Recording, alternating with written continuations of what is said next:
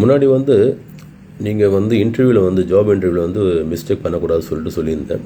அந்த கொஸ்டின் நான் சொல்லியிருந்தேன், ஆன்சர் நானே சொல்லியிருந்தேன். அதே மாதிரி இன்னொரு கொஸ்டின், அது வந்து இந்த கொஸ்டின் எப்படின்னா ரொம்ப இம்பார்ட்டண்டான கொஸ்டின்.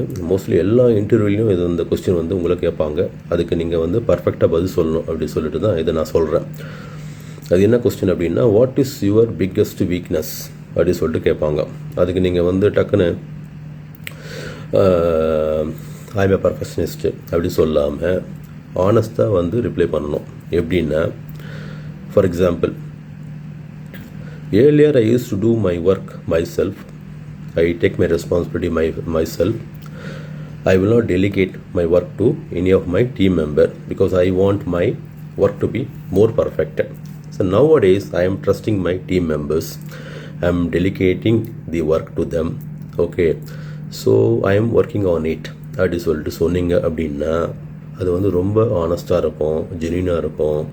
ஓகே, இன்டர்வியூ வந்து okay you are well matured person அப்படி சொல்லிட்டு திங்க் பண்ணுவாங்க. அதுக்கேற்ற மாதிரி உங்களை வந்து செலக்ட் பண்ண வாய்ப்பு ஜாஸ்தி இருக்குது. ஸோ இது வந்து கொஞ்சம் ட்ரை பண்ணி பாருங்கள். ஓகே, ஏன்னா இது வந்து ரொம்ப இம்பார்ட்டண்டான கொஸ்டின்.